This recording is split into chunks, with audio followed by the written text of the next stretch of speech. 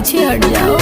सुना हमरो तू आदत बिगाड़ दिहलू, जब से नजरिया के मार दिहलू, जब से नजरिया के मार दिहलू।